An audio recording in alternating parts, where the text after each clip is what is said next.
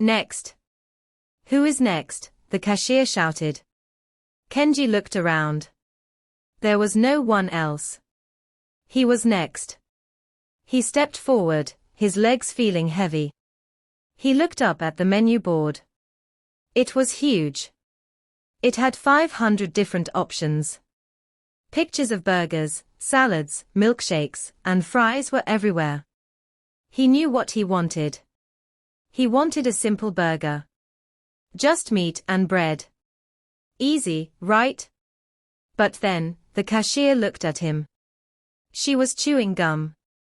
She looked tired. She tapped her fingers on the counter. Tap. Tap. Tap. What can I get for you, honey? She asked fast. We're out of sourdough, but we have the pretzel bun special.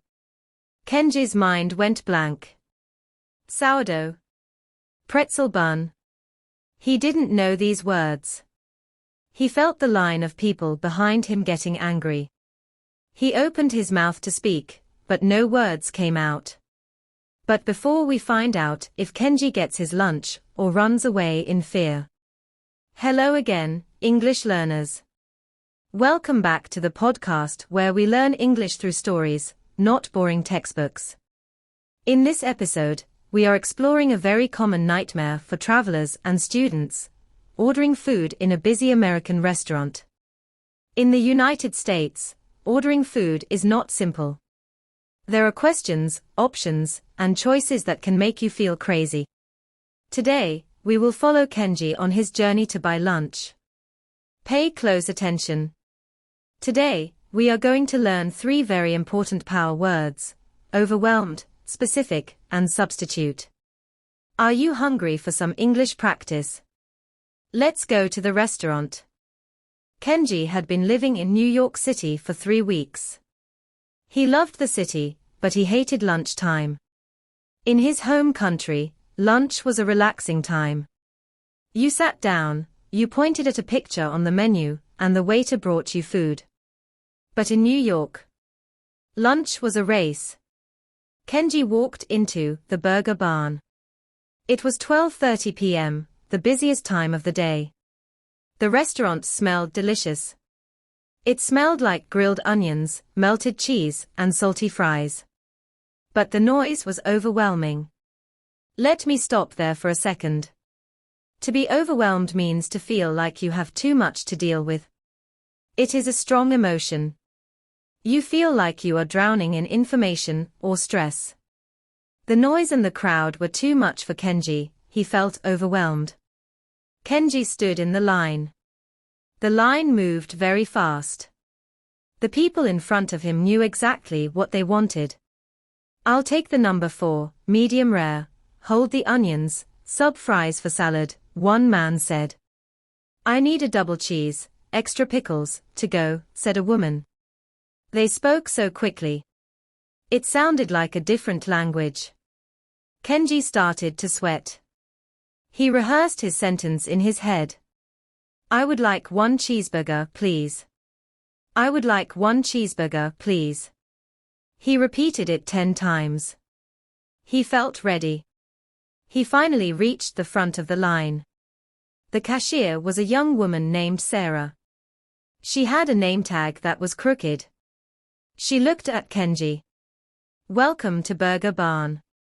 What can I get started for you? I would like 1 cheeseburger, please, Kenji said perfectly. He was proud of himself. But then, the questions started. How do you want that cooked? Sarah asked. Medium, medium well, or well done. Kenji paused. He knew these words from his textbook, but he forgot them in the moment. Cooked good, please, he said. Sarah sighed. Okay, medium well. What kind of cheese?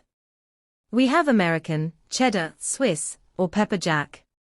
Kenji didn't know the difference. The yellow one. Okay, American. Now, do you want the combo? It comes with a side and a drink. Kenji nodded. Yes. Combo. Okay, what side? fries, onion rings, coleslaw, or side salad. It was too much. The questions were too specific.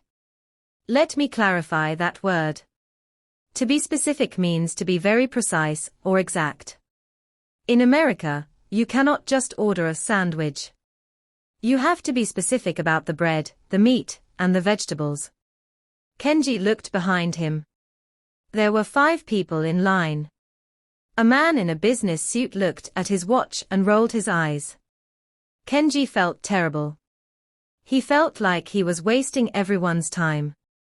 Fries, Kenji whispered. And to drink? Sarah asked. Coke, Kenji said. Great. Do you want to substitute the regular fries for sweet potato fries for an extra $1? Kenji froze. He didn't understand the question. What was a sweet potato? Why was she asking more questions? He just wanted the food. He felt the panic rising in his chest. He wanted to say, never mind, I am leaving. Poor Kenji. He is stuck in the question trap. Before we see how he escapes, let's quickly look at the power words that are making his life difficult. Word number 1, overwhelmed. This describes the feeling when you have too much pressure, or too many things happening at once. Example, on my first day at the new job, I felt overwhelmed by all the new rules. Word number 2, specific. This means clearly defined or identified. It is the opposite of general or vague. Example, please be specific when you tell me what time to meet you. Word number 3, substitute. This means to replace one thing with another thing. In restaurants, this is very common. You can swap one item for another. Example, can I substitute the salad for the French fries? I am on a diet. Okay, are you ready? Let's go back to the counter. The cashier is waiting for an answer. Do you want to substitute the regular fries? Sarah asked again. Kenji took a deep breath. He looked at the angry man in the business suit behind him. Then he looked at Sarah. He realized something. Sarah wasn't angry. She was just doing her job. She was just waiting. Kenji decided to stop rushing. He decided to be brave. He looked Sarah in the eyes. He smiled, and he held up his hand.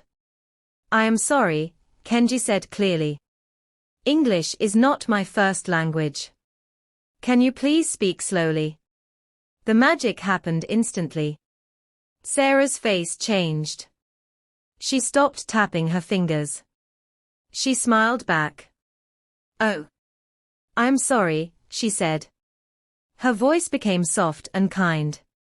I asked if you want sweet potato fries. They are orange potatoes. They are sweet. Kenji understood. No, thank you. Normal potatoes, please. Okay, Sarah said slowly. Anything else? No. That is all. Okay. Your number is 45. It will be ready in 5 minutes. Kenji paid his money. He stepped to the side.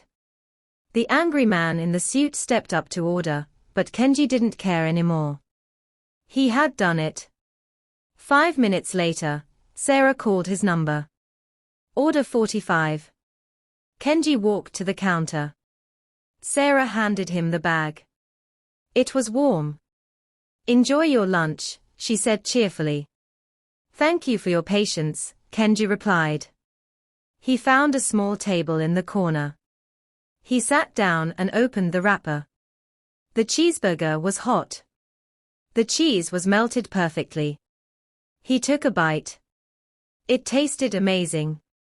It wasn't just the taste of beef and cheese. It was the taste of success. He had survived the American lunch rush. He realized that it is okay to ask people to slow down. You don't have to be perfect, you just have to be calm. Kenji learned a valuable lesson that day. In the USA, people rush. Everything is fast. But you have the power to control the speed of the conversation. Just asking, "Can you speak slowly?" is a superpower. The moral of the story is this: don't let the speed of the world silence your voice. Take your time. Now, I want to hear from you. What is your favorite meal to order in a restaurant, and is it hard to order in English? Tell me in the comments below. I love reading your stories. If you enjoyed Kenji's victory, please click the like button and subscribe to the channel. In our next episode, we will talk about something even more difficult: making a phone call to a doctor. Good luck with your English, don't be overwhelmed, and I will see you next time.